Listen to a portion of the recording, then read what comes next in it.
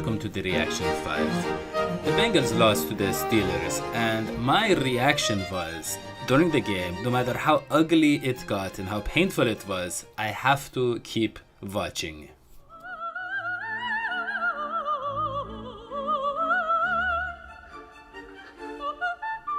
And that is because the Bengals, look, this is who they are. This is who they're going to be for a while. So you have to, as a dedicated fan, accept it, and you have to push through and watch the ugliness and know that it's not going to change. Now, John, he says he saw a big disparity between the Bengals' performance in the first and second halves, right? The good old Cincinnati Two-Faces are at it again. I swear to God, I didn't know what they were going to do to you. That's funny. Because I don't know what's going to happen to you either. There have been two main constants in the Marvin Lewis tenure: playoff losses and blowing games in the second half. No other team shits the bed as much as they do coming back out of the locker room. It's astonishing how consistent they are at it, and that makes it all the more expecting. It's one of the many stigmas most of us feel when watching them, because we can so easily predict it. And when you don't use your two best players, Joe Mixon and AJ Green, in the entire second half, you deserve to score 0 points and lose the game because of it. And Coach Alberto is just tired of seeing the same old mistakes over and over. Bueno, mi reacción a la derrota es rabia. Think it'll be an early spring? Didn't we do this yesterday? I don't know what you mean. Don't mess with me, pork chop. Porque ya son muchos años, muchas oportunidades perdidas y todo porque no se puede vencer en el momento definitivo. Los Bengals tienen una oportunidad brillante contra unos Steelers que perdieron con Jaguars, perdieron con Bears, venían del bye week, coordinador ofensivo nuevo, una defensa que estaba jugando muy bien, aunque contra rivales medianos, y sin embargo en la segunda mitad se han hecho puré. Y ya la jugada del fake punt ha sido añadir insulto a la herida, y eso demuestra la opinión que tienen los Steelers de los Bengals. No les merecemos ningún respeto, y después de tantos años ganando partidos ante otros equipos, claro, que tu máximo rival no te considere a la altura, pues dice mucho de la imagen que proyectan los Bengals en el resto de la NFL. Hay que cambiar las cosas y hay que empezar por arriba, porque el talento en la plantilla está. Así que es un problema de que la directiva se dé cuenta de dónde falla, que es algo de lo que todos fans y prensa pues ya sabemos.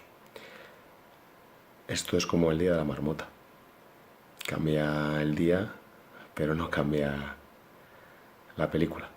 Así que ya veremos si nos derrumbamos definitivamente y hay un tanking involuntario, o si seguimos metidos en la pelea por el wildcard, pero va a estar muy complicado, muy complicado. Dr. Hodgie, you were completely right about this game. So, I mean, what is your reaction? My reaction is smug contempt. You are new, aren't you? You know, people like blood sausage, too. People are morons. Now, if you wonder what I mean by that, this is basically it. Look, I have that I told you so attitude because I told you so. And you know, I called the Bengals lost, and I called it that you can pull up the tweet. I tweeted it to you. I sent you the message weeks ago. And early on in the game, when the Bengals were just moving forward, moving the chains, scoring 14-14, early on in the game, I tweeted a very, very negative assessment of Dalton's performance before he had performed negatively. He was doing quite well. Why?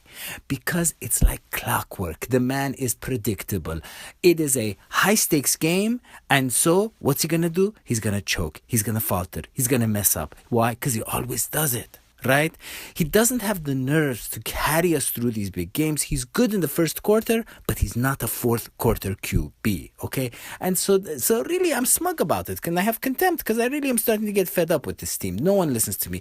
You look at all the tweets that people pointed out. Why is Andy Dalton throwing the ball away on fourth down, when you're down 12 points and it's like the fourth quarter, there's just no reason to throw the ball away. I mean, just do something. Try. There you go. And lastly, because we lost to the Steelers, I actually have to feature this guy. His name is the Steel Legends. He's a professional Bengal hater. It's what he does. And yeah, go ahead.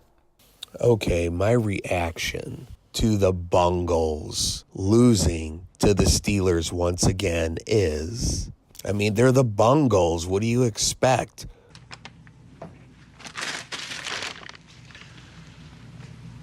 No, I don't know what I expected. Marvin Lewis can't win any meaningful games.